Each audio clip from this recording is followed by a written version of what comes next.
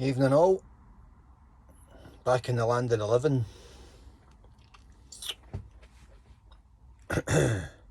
Yeah, back to normal. Had a couple of days away there. I had something went on with my head. Had a bit of a headache, and had to go and get it checked out. I thought I might have a wee thing bleeding somewhere in my head, but nothing. Got all the tests done, nothing to report. Fighting fit. Very strange. Excruciating pain. Never felt anything like it in my life. Pretty much collapsed. Couldn't focus, couldn't open my eyes right. But here I am, bang on. So nothing to worry about. Excruciating headache, migraine, cluster headache, probably times 10. So it was a bit of a shock to the system, but feel fine, feel great today. No complaints. Ready to get cracking on and get back at it. But thank you to all the people that offered to help me. A few people in person, offering to kind of drop stuff off and get me some help and stuff. My very good friend Michelle, as always, 100% done. Can't thank her enough. My pal Jason McWilliams, he offered to come up with stuff, and my pal Susan, just brilliant, offering to help me. Everybody did, loads of people. Can't thank you all enough. Big Luca, aye, and Kenny McGrogan. Kenny always pops up out the blue. You don't see or hear for Kenny, then something's up. There he is. Great guy. So aye guys, thank you. I really appreciate it all, and those that were there for me. I'm very grateful for that. As always, sometimes hard to repay people, but one day. Anyway, so I'm gonna kind of pick up where I left off a few days ago. I know people will be pointing fingers and saying, "Oh, take a break, take time out." I'm fine. It's just, unfortunately, it's just known my nature.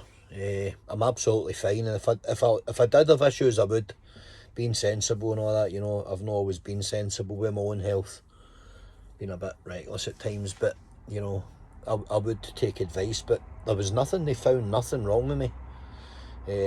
Actually said I was really fit and healthy for my age. Really good blood count, whatever it is they check for in your blood. Said I was a healthy guy, healthy representation of a near 45-year-old. So I'll take that all day long. Again, sometimes there's just things happen and they're a bit of a mystery, which seems to be the case. I'd planned to get I don't even know if we planned it to be this weekend. I was meant to be going down, well, the boys, guys I serve in the Marines, they're down in Cumbria, or they're down in the lakes. We were going to meet up. I've got some plans up here as well with Bugsy for Motorsports and Buggies on YouTube. Deco, he's a good lad, good Glasgow guy. I'm going to get him into the hills. He's got his camper back in the road and that. We're going to get up into the hills and do a bit of walking, a wee bit of kind of moderate climbing. See where we're at fitness wise. We'll not kill ourselves, but we'll get out there and we'll have a good crack, which is the name of the game. We'll get a bit of banter. So that's the plan. Got loads of people to catch up with. Loads and loads of people to catch up with. Loads of good content to come, which is important. Had an interesting conversation today with a chemist in regards to my wee testosterone campaign for men, and he was really interested. He was very interested, which I haven't always came across, but he wanted to know, why I was doing it and what the kind of agenda was, obviously while protecting his livelihood and stuff, which is completely, respectable and understandable. And I wouldn't cheap shot anybody that was genuine. I wouldn't, try and trip them up. This is not what this is about. That's not going to achieve anything. I was asking if there was information available, and really I already knew the answer, but he confirmed it by saying, well, no, there actually isn't any. And I think I planted a seed with him, because he was really intrigued by my motivation for doing it, which was great. He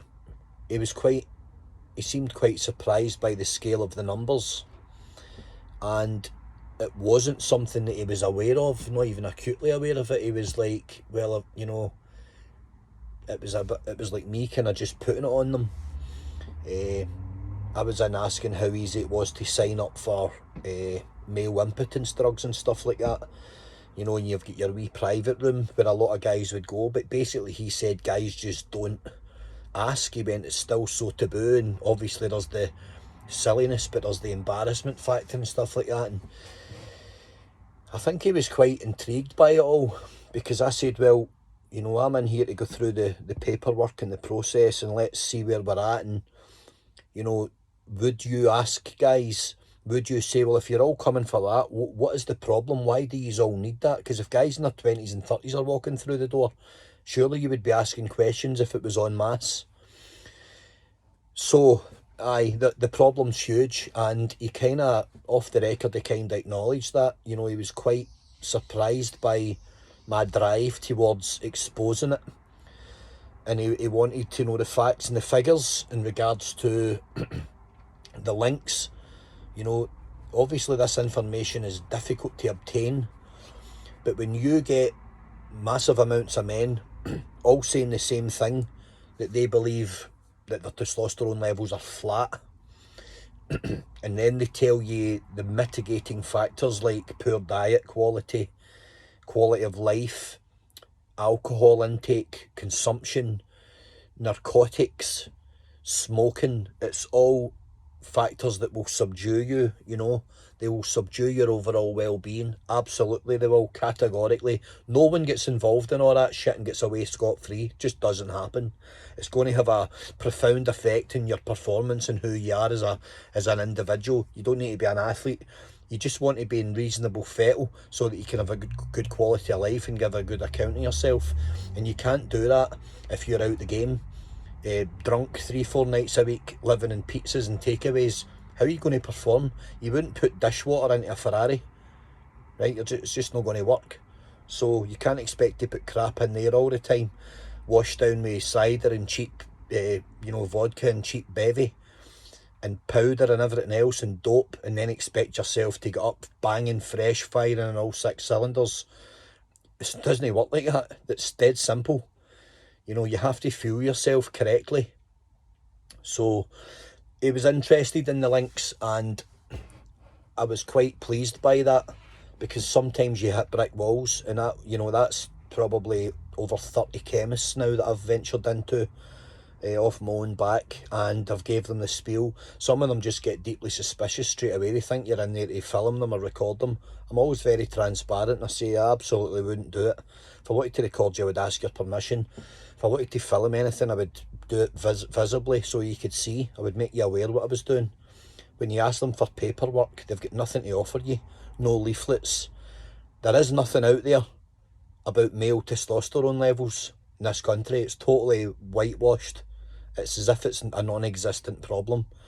It is an astronomical problem, and I'm going to expose the link. I'm going to make the links, and I'm going to find the figures and the facts and all the rest of it, and I don't care how long it takes. I know what the answer is.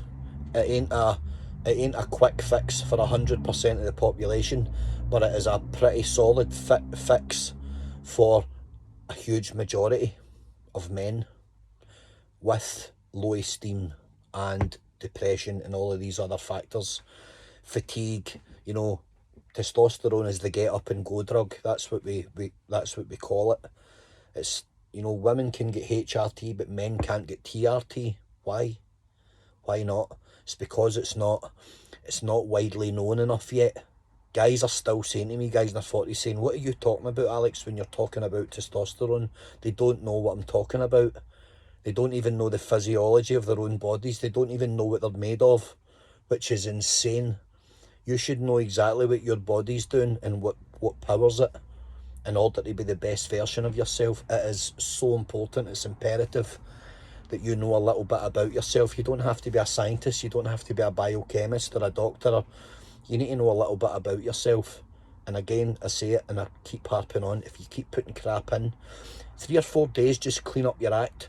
Drink water with a little bit of fruit juice, fresh orange. It's a great thing to kickstart your immune system. Drink the good one, a good pure one.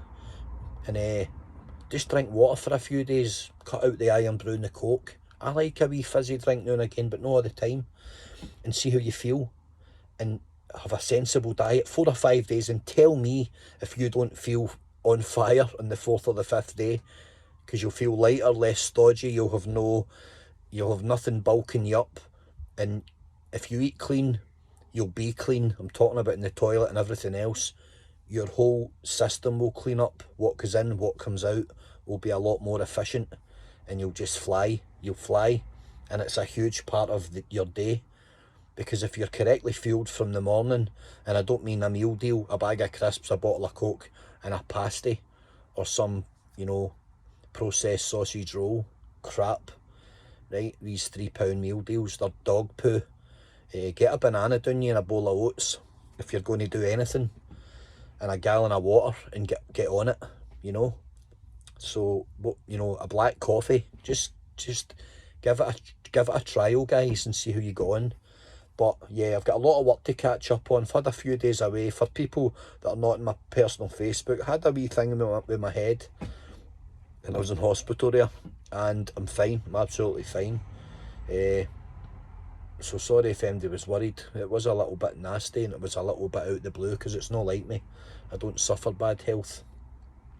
So I'm back, and I'm on it, and I'm getting out there. Next few days, I'll be in the hills, and I'll be focusing on fitness and basically bringing you good content.